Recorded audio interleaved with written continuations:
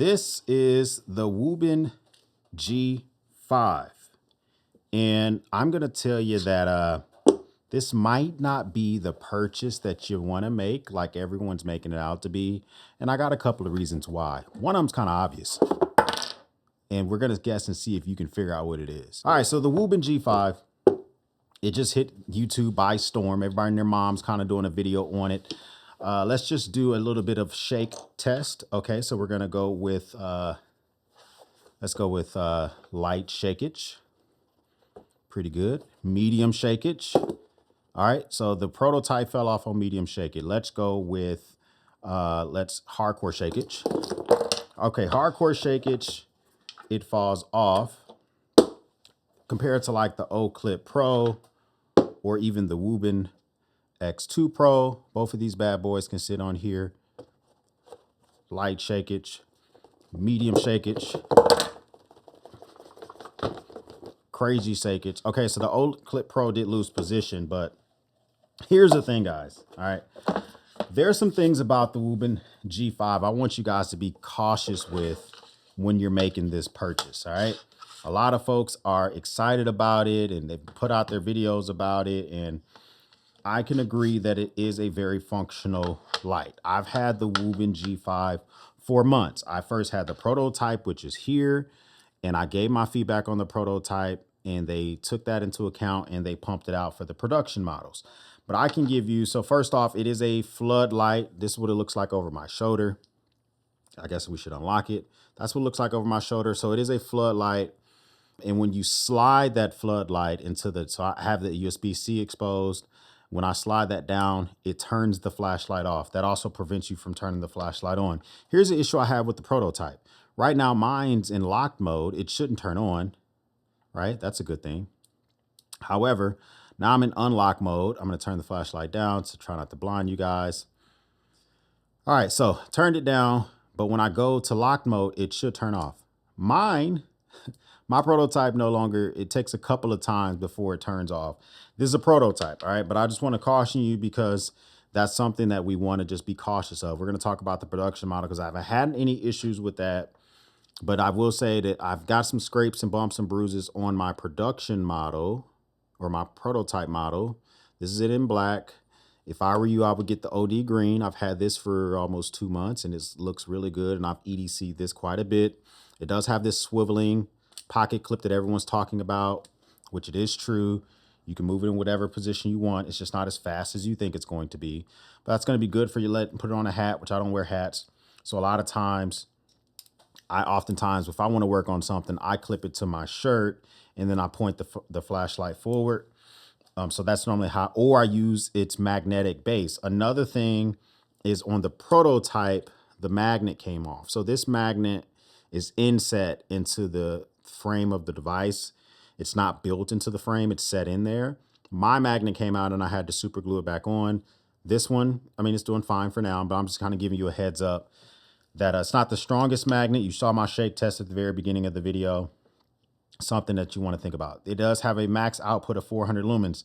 There is no way, there's no turbo mode. So you can get, the flashlight itself goes all the way down to 4 lumens, which you can barely see it on the wall. It goes all the way up to 400 lumens, which is plenty to see what's in front of you. That's one thing I will give them. And when it gets to 400 lumens, the flashlight will blink and indicate it's at the top. And when the flashlight is off, you can double click it and it will bring on the beaking mode. And it just goes through different RGBs for that mode.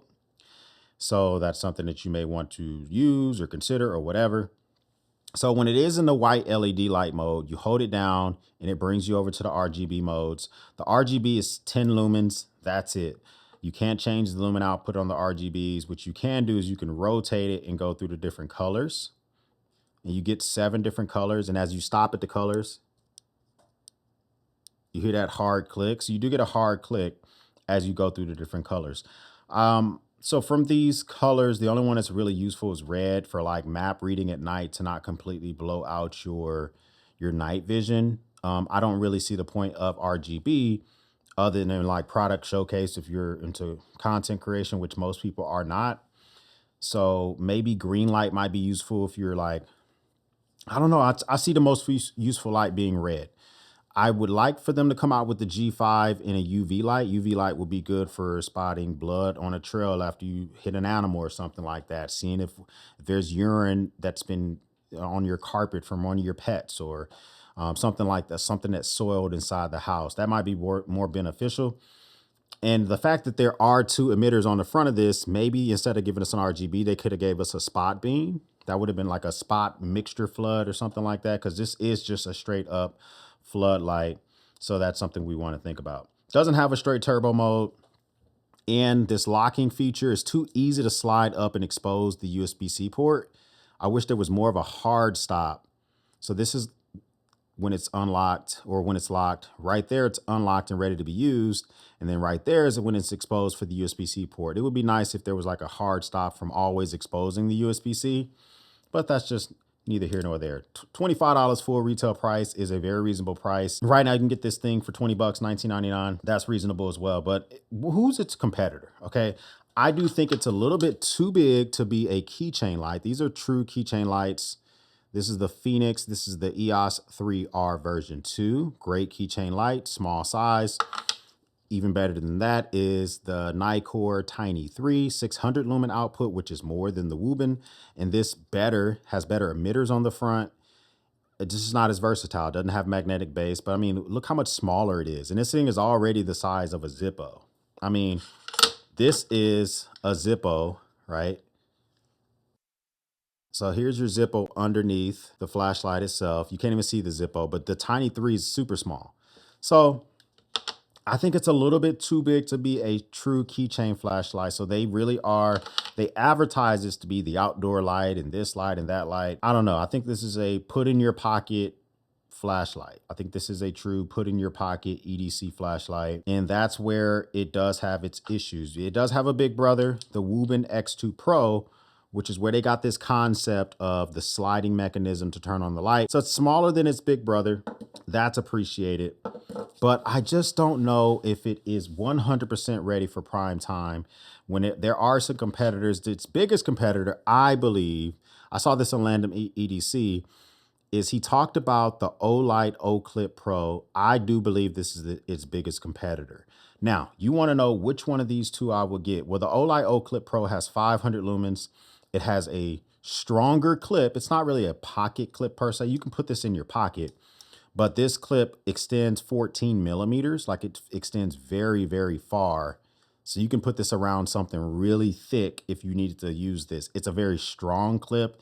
They've opened this thing 10,000 times, they say, and they say that it doesn't fail up to 10,000 times. That's not a lot. I would have liked them to take it maybe to 1,000,000 times, but you know, it is what it is. The thing is, it has a stronger magnet, and the magnet is built into the Clip Pro. If me personally spending my money, I would probably get the Olight Clip Pro. 500 lumens versus 400 lumens. Here's the thing. The Olight Clip Pro has a red light. If you keep the red light in a constant on mode, you get 40 lumens. That is really good light for putting onto your shoulder strap or put on your back if you're biking. People can see 40 lumen red light way better than they can see a 10 lumen RGB light that's offered here from the Wuben. So if we go here and I change this to red, then I get, does it go pure red? There we go. So if I change this to red, it's not even like a pure red, but you can see the 40 lumens way better in the distance. And if you decide to switch the Olight into beacon mode, then you're able to get a constant 10 lumens. So even, you know, it still is able to outproduce or at least match the lumen output of the Wuben, but it has a more useful mode. The Wuben also has the beacon mode, right? So it will do that for you, but look how much it seems to dim in beacon mode. I don't know if it truly is dimming in beacon mode, but let's see here. If I take this to beacon mode, right? So now it's in beacon mode, it's in blue. I switch this over. It's not even letting me switch over. Maybe it doesn't let me switch over when I'm in beacon mode. So let's go here. If I hold this down, okay, so now I'm in beacon mode or SOS mode, I guess. I don't even know what this is. So they're trying to replicate themselves. This is a much more useful light out of the Olight, but that's just me. That's just something to think about. The magnet is stronger, but here's the big kicker. Olight has a lifetime warranty on the built-in battery of this Olight Clip Pro. Olight warranties their built-in batteries. They don't warranty non-rechargeable batteries, meaning if they send you a AA battery and it dies, you have to buy your own AA battery. But if they send you a flashlight and it has a built-in battery, they warranty their batteries. That's pretty good. They also, both of these companies offer an extended warranty if you register on their website. Olight offers a 5-year warranty, extended warranty for defects if you weren't registered on their website. Wuben offers a 3-year extended warranty if you register on their website. I have personal experience with the warranty process with Wuben. It was pretty good, but Olight is starting to put physical stores in the United States. They have one in Las Vegas. I think they plan on expanding, and I think they're going to eventually start to sell their, maybe work with more distributors and sell their stuff in their own retail stores, which means there may be a point when you can just have an Olight and walk in and slap it on the counter and maybe walk out with another one. So that might be something that's useful for you. Because I don't wear hats, this Olight works better for me when I wear it on my collar, because then I can turn it on, I can switch the light out. And finally, the one thing I like about the Olight is when I switch modes on the Olight, it switch modes automatically. You see it does have a spot beam mixed with a flood. It's a much cleaner light than the Wuben. And then it has a true flood mode. So it has three different emitters on the Olight. All right, so for the Wuben, when I have it in RGB mode, if I want to switch to white LED mode, I hold it down and I go to the to that mode. And let's see, if I turn this all the way down to 4 lumens, so I'm at 4 lumens, I go back to the RGB mode and I go back to LED mode. It still remembers the last setting you had. That's a good thing. But I do wish it did have that mixture. I think that's more useful. So if you want the more versatile light when it comes to its emitters, the Olight Clip Pro, stronger magnet, stronger for the emitters, all that good stuff. But if you want a flashlight that's more versatile for being able to stand it up and point it at certain angles, and then you go with the Wuben. I think that's like my most comprehensive way to like compare those two. And I know it's kind of Wuben's release date for their G5, but I want to, if you only have, you know, 30 bucks to spend, 20, if you literally have 25 bucks, 20 bucks to spend on a flashlight, then it's easy because it's going to be the Wuben G5. The Olight Clip Pro retails at $40. To be fair, in the life cycle of these flashlights, Olight has sales all the time. Right now, you can get the Olight Clip Pro for $31. So that's a $6 difference from the full price of the Wuben and the sale price of the Clip. It might be worth it for you. If it were me and I knew these specs about these flashlights, I would save my money, wait till I had enough, and buy the Clip. But in a vacuum, yes, the G5 is a decent light. It does get the job done. But they both have different ways of battery indication when they're charging, so you can kind of tell what's going on with which. So when I'm charging the Wuben, I plug it up here, and it gives you an indicator here. I think when this changes to green, it's good to go, and it's fully done charging. Right now, it's red. And with the Clip has a very good cover for its USB-C port. It's actually metal. It feels really good. And when you plug this up, you have this indicator on the side, and it eventually will blink. It will go solid green when it's done charging. So that's something to think about as well. Both flashlights can be used while they're being charged. So that's something else. So the thing is I think these are very comparable because you can't remove the battery on either one of these. And I don't think either one of these are super reliable for an outdoor light. I think these are both for good everyday carry lights, because if you have these on a bag in your vehicle and the battery has drained itself out, if let's say for instance you've had this on your bag for 2 months and it would suck to go and grab one of these flashlights and they be dead because you can't change the flashlight, you can't change the battery out. So that means you need to charge them traditionally. And for me, it's the Olight. But comment down below, what do you think? The Wuben G5, it is worth it in a vacuum. If you're looking at its competitors, I think there's some competitors out there that might be better suited for you. First time stopping by, hit the subscribe button. I would love to have you part of the Battalion. If this is not your first time stopping by, well, thank you once again for watching me run my grape. For everyone else, we'll speak soon.